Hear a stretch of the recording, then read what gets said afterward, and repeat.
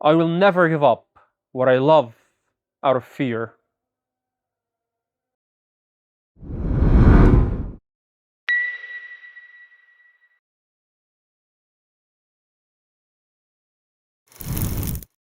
He pulled a check out of his pocket, old, folded, fallen apart at the edges.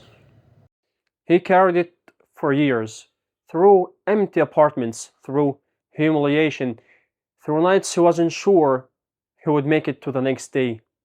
He looked at it one more time before the cameras went live.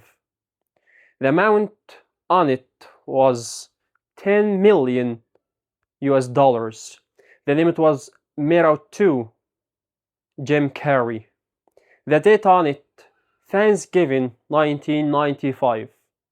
He written it himself to himself when he had nothing.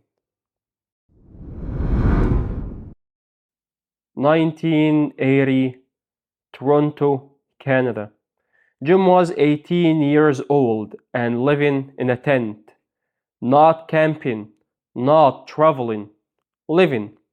His entire family had lost everything: their house, their savings, their stability.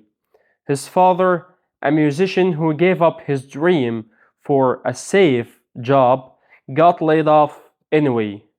The safe choice hadn't saved them. They packed what they could into a van and parked on a relative's lawn. For months, the Carey family lived in a tent on someone else's grass. Jim watched his father, a funny, talented man who had buried his gifts to play it safe, breaking down slowly under the weight of a life he hadn't chosen. Jim made a promise to himself the night he lay in that tent: I will never give up what I love out of fear. He took the bus to Los Angeles with $200 in his pocket. He had no contacts, no connections, no backup plan. He drove his old beat up Toyota to Mulholland Drive every single night. He would park at the top, look down at the glittering lights of Hollywood, and talk to himself, visualizing, rehearsing, believing out loud, alone in the dark, like a man the world hadn't discovered yet. The comedy clubs rejected him. Audiences laughed at him before they laughed with him. He bombed on stage so badly one night that people threw things. He went home, sat in his car, and cried. Then he went back the next night. The years were brutal. Rejection after rejection. Roles that almost happened, then didn't. Doors that opened just wide enough to show him what was inside, then shut in his face. One night, at his lowest point, Jim drove back to Mulholland Drive. But this time, he didn't visualize success or fame. He pulled out a checkbook and he wrote himself a check for $10 million. He wrote in the memo line, for acting services rendered. He dated it Thanksgiving 1995, giving himself 5 years.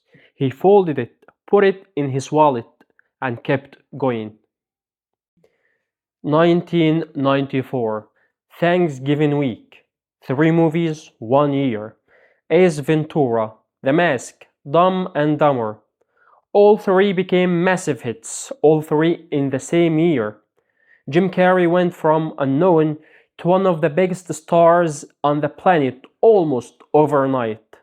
And the fee he was offered for his next film, 10 million US dollars. Exactly, to the dollar. But here is the part that breaks you a little. His father died that same year. Jim Carrey placed the original check, old, worn, barely holding together in his father's coffin. The man who gave up his dream so his family could eat. The man whose broken life had taught his son what exactly not to do. The man who never saw the 10 tears turn into triumph. He never got to see the check become real, but he was there at the beginning of the story, and Jim made sure he was there at the end. Write down your dream, date it, keep it close. The world will try to talk you out of it. Don't let it.